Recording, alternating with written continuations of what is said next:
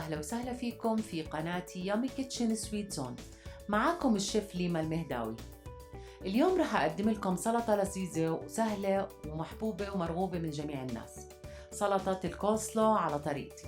سلطة بتضاهي بطعمها بطعم المطاعم، بتقدم مع الدجاج المقلي في مطاعم الكنتاكي فرايد تشيكن والبروستد، تتقدم أيضا مع البرجر مثل مطعم الفيدريكرز، وتوجد أيضا في السلاد بار.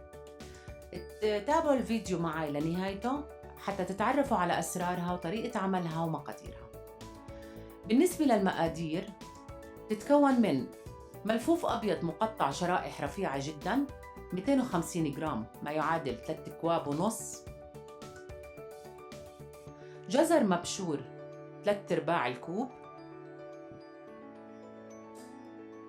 زبيب منقوع في مية ساخنة ومصفى معلقة ونص كبيرة. بالنسبة للصوص راح تكون مقاديره بتبدأ بالمايونيز 130 جرام ما يعادل نص كوب، عصير برتقال أو عصير أناناس حسب الرغبة ربع كوب، وعندنا مقدارين من السكر، ملعقة كبيرة ملعقة كبيرة، ورح نشوف ليش احنا اخترنا مقدارين وفصلناهم عن بعض. أول مقدار رح نحطه على الملفوف ونتركه لمدة 5 دقائق حتى يدبل الملفوف وتروح القرمشة اللي فيه. أما المقدار الآخر من السكر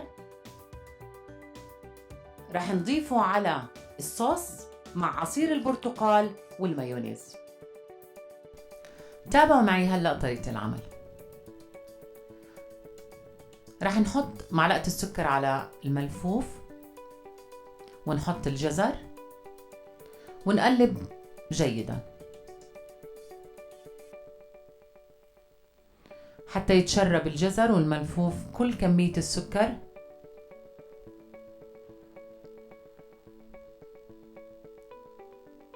وبنتركه على جنب. نحضر هلأ الصوص. رح نضيف المايونيز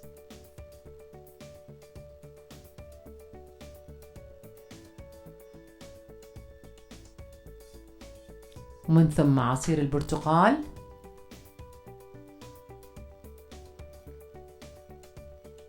والكمية الثانية من السكر، وبنقلب جيدا حتى يذوب السكر.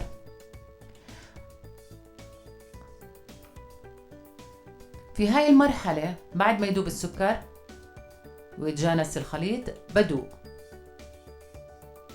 إذا بيحتاج سكر بنضيف كمان شوية سكر، إذا حسيتوا الخليط كثيف بنضيف شوية عصير برتقال، لكن المقادير الموجودة معكم هي مقادير ثابتة والصوص بيطلع مظبوط. وهلأ رح نضيف الزبيب، بس قبل ما نضيف الزبيب حنقلب الملفوف والجزر مع بعض. شوفوا كيف طراوة الملفوف، راحة القرمش اللي فيه. بنقلب مظبوط قبل ما نضيف الزبيب.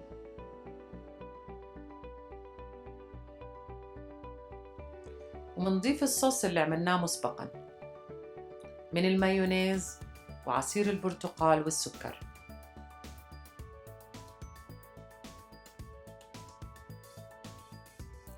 بنقلب جيدا حتى يتشرب الملفوف والجزر كل كمية الصوص.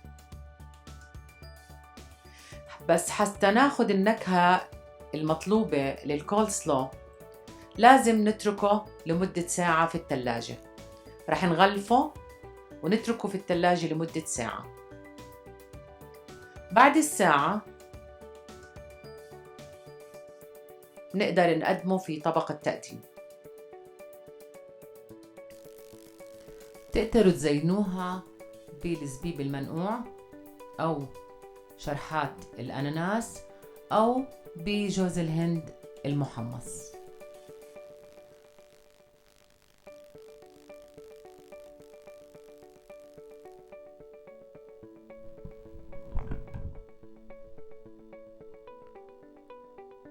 ونصيحتي قبل ما تقدموا طبق التقديم لازم تلاحظوا نظافته. إذا عجبكم الفيديو ما تنسوا تشاركوا مع أصدقائكم وتعملوا سبسكرايب ولايك وتعليق. صحة وميت هنا.